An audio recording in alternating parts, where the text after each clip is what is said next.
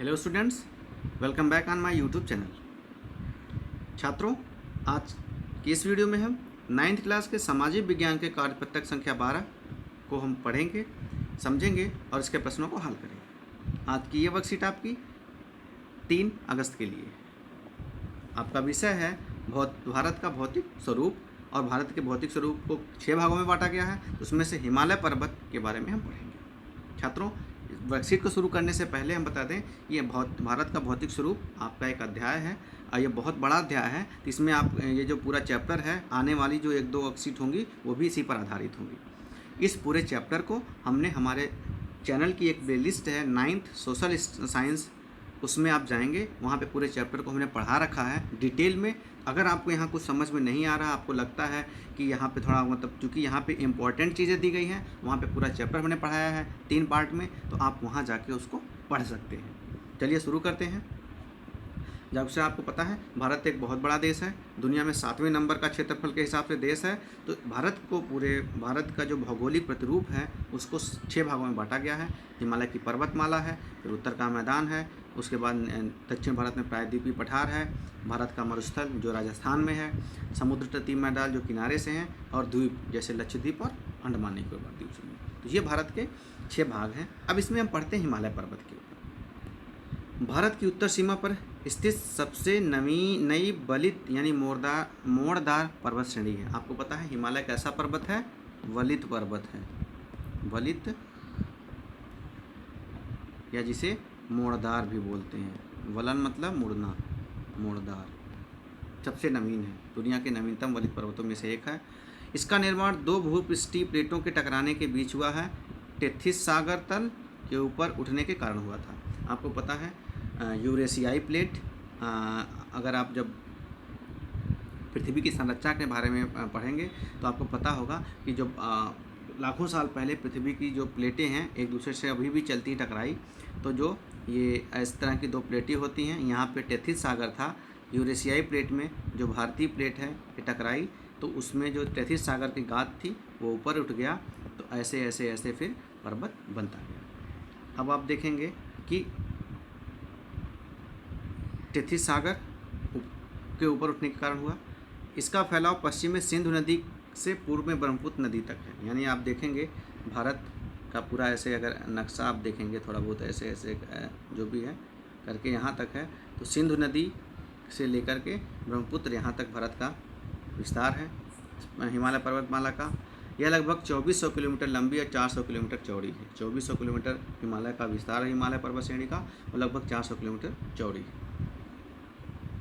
अब हिमालय के पर्वतमाला के कई भाग हैं। तो क्या है कि पश्चिम से पूर्व की ओर बढ़ते हुए, तो आप देखेंगे हिमालय अगर ऐसे है तो ऐसे चला जाता है, और ये पूर्व मतलब नागालैंड और पूरा पूर्वांचल से चला जाता है। तो इधर से इधर की ओर बढ़ते हुए ये बता रहे हैं क्या कि हिमालय क्या है? पंजाब हिमालय है, फिर कुमायूं हिमालय है, नेपाल हिमालय है और असम हिमालय है। इस तरह से हिमालय को बांटा गया है। पश्चिम से पूर्व की ओर बढ़ते हुए सबसे ऊपर इसे पंजाब हिमालय बोलते हैं, फिर कुमायूं हिमालय जिसमें कुल्लू मनाली और ये क्या बोलते हैं दून की घाटियां हैं, नेपाल का हिमालय जो नेपाल का क्षेत्र है, उसके बाद जो भूटान के आसपास और अरुणाचल तक असम हिमालय कहलाता है। अब पंजाब हिमालय कहाँ है? सिंधु से सतलज नदी के बीच तक है। अब 1 मिनट, अब थोड़ा मैप को भी देख लेते हैं। मैप के हिसाब से यहाँ पे हम आपको कुछ एक अच्छे मैप दिखाते हैं।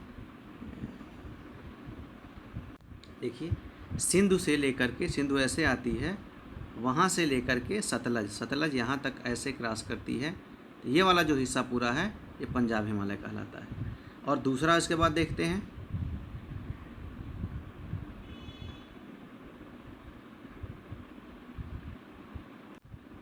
दूसरा है कुमायूं, सतलज से काली नदी और फिर काली से तीस्ता और तीस्ता से दिहांग नदी। तो अब देखते हैं सतलज के बाद यहाँ से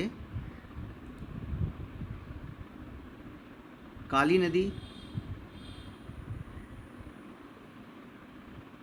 इस मैप में दी नहीं गई है लेकिन वो यहीं कहीं पे काली नदी है।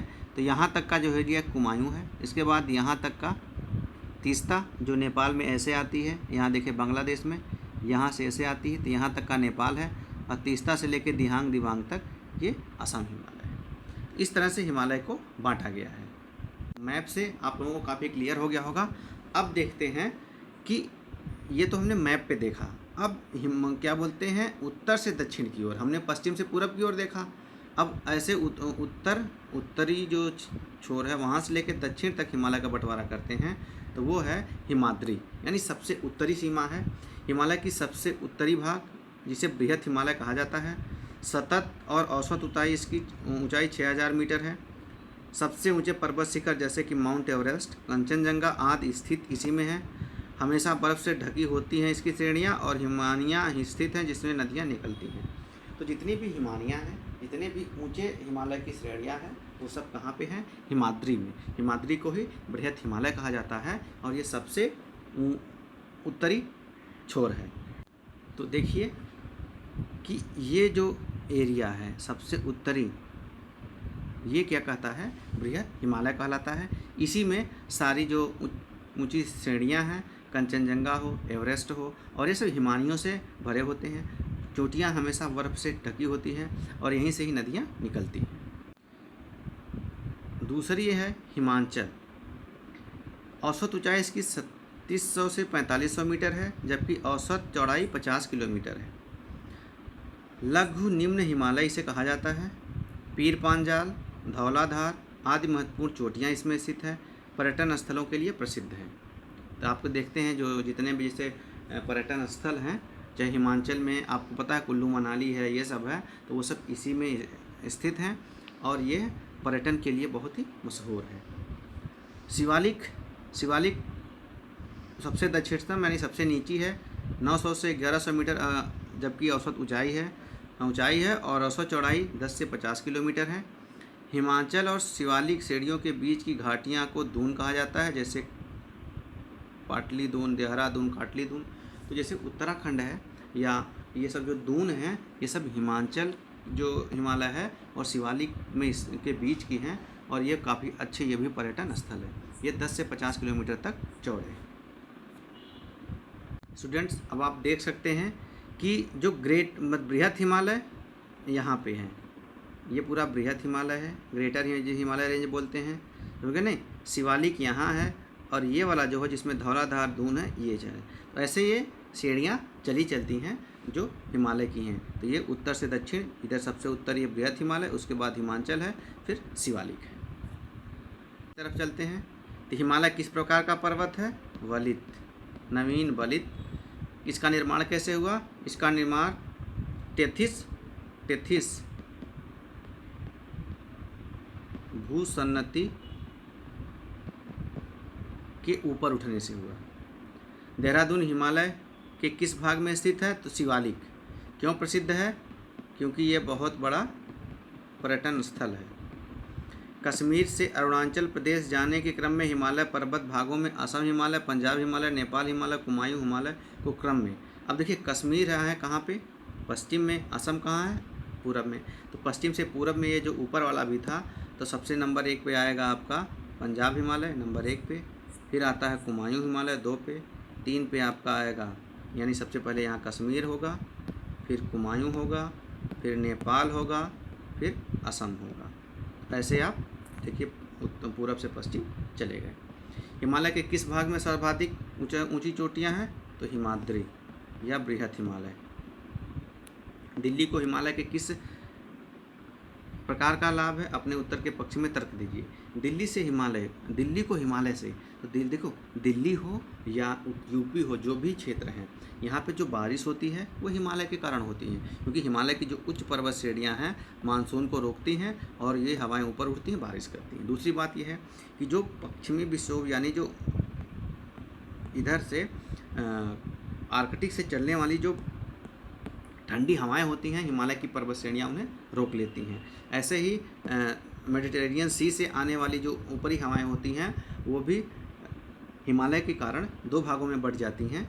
एक भाग तिब्बत के ऊपर चला जाता है, दूसरा यूपी और दिल्ली की तरफ आ जाता है, जो कभी कभी यहाँ पे विक्षोभ के कारण बारिश ले आता है और मौसम को परिवर्तित करता है।